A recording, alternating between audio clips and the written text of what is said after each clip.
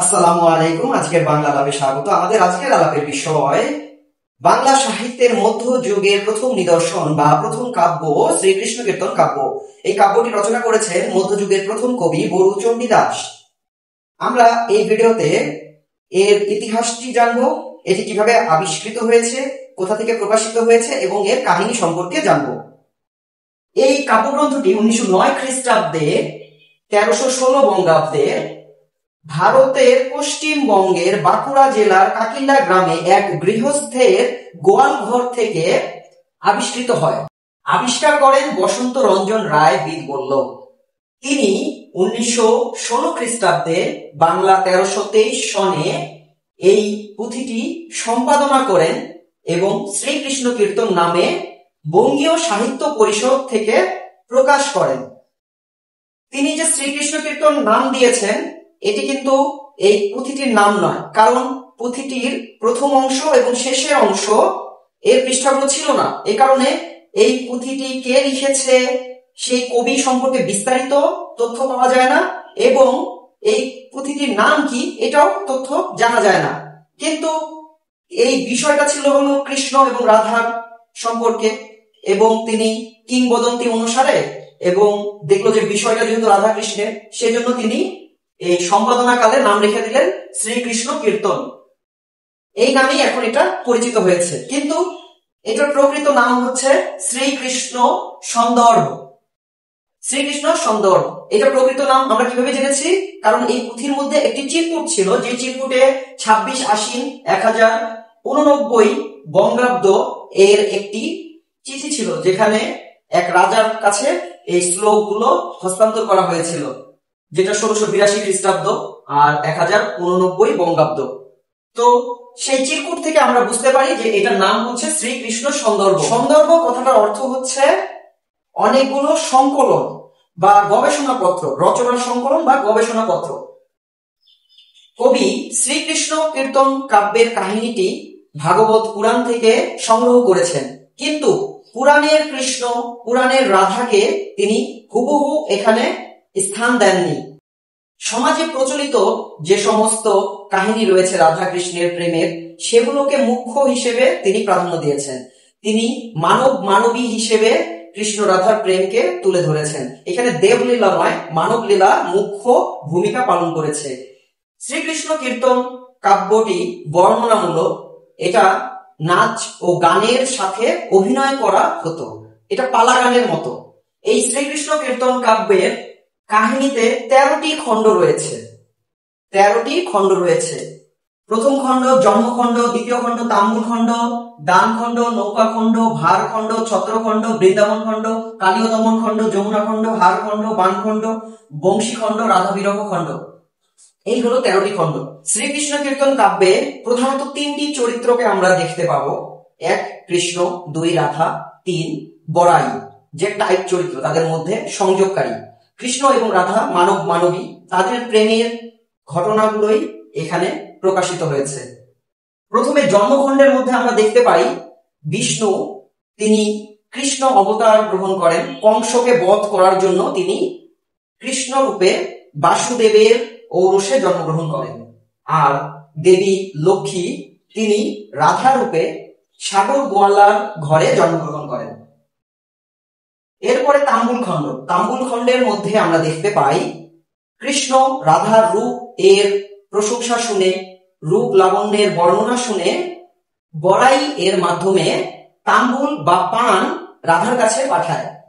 রাধা তখন তার অতীত ভুলে যায়, সে হলো অন্যের স্ত্রী, আয়ান ঘোষের স্ত্রী। সে ভুলে গিয়েছে যে সে লক্ষ্মী দেবী বা রাধা। সে তখন এই তাম্বুল বা পান প্রত্যাখ্যান করে। এরপরে দান খণ্ডে আমরা দেখতে পাই বড়াই এর সহযোগিতায় কৃষ্ণ রাধাকে বলপূর্বক সম্ভোগ করে, অর্থাৎ যেটাকে আমরা বাংলা ভাষায় ধর্ষণ বলতে পারি। এরপরে হচ্ছে 4 নাম্বার নৌকা খণ্ড। নৌকা খণ্ডের মধ্যে আমরা দেখতে পাই যে নৌকা ডুবিয়ে দিয়ে কৃষ্ণ রাধার সঙ্গে মিলিত হয়। এখান থেকেই মূলত রাধার মধ্যে যে প্রতিকূলতা ছিল, সে যে অনভিজ্ঞ ছিল, সেগুলো, তার প্রতিকূল অবস্থাগুলো দূর হতে থাকে। সেও এখন কৃষ্ণের প্রতি আসক্ত হতে শুরু করে। যখন একজন মেয়ে বুঝতে পারে যে এই ছেলে তার পিছনে পাগল হয়ে আছে, তখন সে কিন্তু তাকে পিছনে পিছনে ঘুরায়। তেমনি আমরা দেখতে পাই যে রাধাও তাকে পিছনে পিছনে ঘুরাচ্ছে, রাধা কৃষ্ণকে পিছনে পিছনে ঘুরাচ্ছে। ভার খণ্ডে আমরা দেখতে পাই রাধা কৃষ্ণকে দিয়ে ভার বহন করাচ্ছে। এর পরের খণ্ডে, ছত্রখণ্ডে আমরা দেখতে পাই রাধা কৃষ্ণকে দিয়ে ছাতা বহন করাচ্ছে। যে রাধার রোদ লাগছে, সূর্যের তাপে রাধার কষ্ট হচ্ছে, কৃষ্ণ তাকে ছাতা ধরে ধরে নিয়ে যাচ্ছে। বৃন্দাবন খণ্ডে আমরা দেখতে পাই রাধা এবার পুরোপুরি কৃষ্ণের অনুরক্তা হয়েছে, সে স্বেচ্ছায় মিলিত হচ্ছে কৃষ্ণের সাথে। এরপরে কালীয় দমনের ক্ষেত্রে আমরা দেখতে পাই যে যমুনায় একটি নাগ থাকে, কালীয় নাগ, সেই নাগটাকে সে দমন করে। এরপরে যমুনা খণ্ডে কৃষ্ণ গোপীদের সাথে এবং রাধার সাথে জল বিহার করে, অর্থাৎ জলের মধ্যে খেলা করে। হার খণ্ডের মধ্যে আমরা দেখতে পাই যে রাধার হার এটা চুরি করে, কৃষ্ণ রাধার হার চুরি করে। ফলে রাধা রাগ হয়ে তার মা যশোদার কাছে বিচার দেয়। যশোদার কাছে বিচার দিলে কৃষ্ণ খুব রাগ করে, প্রতিশোধ পরায়ণ হয়ে ওঠে। এবং বান খণ্ডে আমরা দেখতে পারি সে রাধাকে মদন বান নিক্ষেপ করে। এই মদন বান নিক্ষেপ করার ফলে রাধা অজ্ঞান হয়ে যায়। পরে বড়াই কৃষ্ণকে বেঁধে রাখে যে তুমি কেন ওকে অজ্ঞান করে ফেলেছো বান মেরে।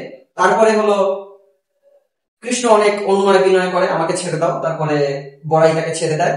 এরপরে কৃষ্ণ রাধার জ্ঞান ফিরায় এবং তারা আবার মিলিত হয়। বংশীখণ্ডের মধ্যে আমরা দেখতে পাই কৃষ্ণ বাঁশির সুরে রাধার মন আউলে ফেলে, তার রন্ধন আউলে যায়, তার মন আকুল ব্যাকুল হয়ে ওঠে বংশীর সুরে। কেবা বাঁশি বায়ে গড়াই, কেবা বাঁশি বায়ে।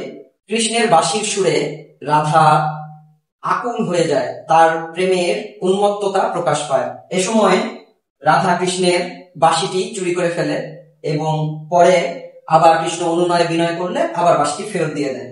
এরপরে হচ্ছে রাধা বিরহ। আমরা প্রথম দিকে দেখেছিলাম কৃষ্ণ হলো ব্যাকুল ছিল, রাধা হলো প্রত্যাখ্যান করছিল।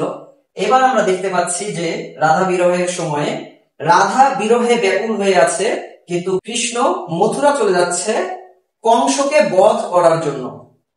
এখানে আমরা পরিণত রাধাকে দেখতে পাই। রাধা চরিত্রের মধ্যে পূর্ণ বিকাশ রয়েছে।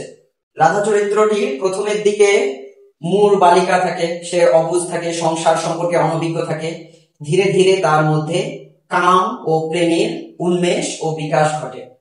আর কৃষ্ণ চরিত্রের মধ্যে আমরা দেখতে পাই গ্রাম্য কিশোর, যার মধ্যে কাম ভাব রয়েছে, প্রতিশোধ পরায়ণতা রয়েছে, যার মধ্যে হিংসা রয়েছে, যে ভোগ করতে চায়, যার মধ্যে যৌন লিপ্সা রয়েছে। এই কাব্যটির মধ্যে বৈষ্ণব পদাবলিতে যেমন কৃষ্ণ এবং রাধাকে জীবাত্মা পরমাত্মা, একটা আধ্যাত্মিকতা, একটা দেবলীলা, এগুলোর একটা প্রাধান্য থাকে, কিন্তু এই কাব্যগ্রন্থের মধ্যে সেটা নেই। এখানে হচ্ছে একজন সাধারণ মানবীর যে প্রেম, তাদের যে আকাঙ্ক্ষা, তাদের যে কামনা বাসনা, তাদের মিলন, তাদের আনন্দ বেদনা, তাদের বিরহ, এগুলোই এই কাব্যের মূল বিষয়। এই কাব্যগ্রন্থের মধ্যে কৃষ্ণ আছে কিন্তু কীর্তন নেই, অর্থাৎ কৃষ্ণের যে লীলা, দেব সুলভ লীলা, অর্থাৎ দেবতার মতো যে আচরণ, সেগুলো নেই। একদম সাধারণ গ্রাম্য কিশোর, গ্রামের যে মানুষ, তার মতো আচরণ রয়েছে। শ্রীকৃষ্ণ কীর্তন কাব্যটি বর্ণনামূলক, গীতি ও নাট্য রসাত্মক, অর্থাৎ এখানে নাচ গান এবং বর্ণনার মাধ্যমে এই কাব্যগুলো গাওয়া হতো।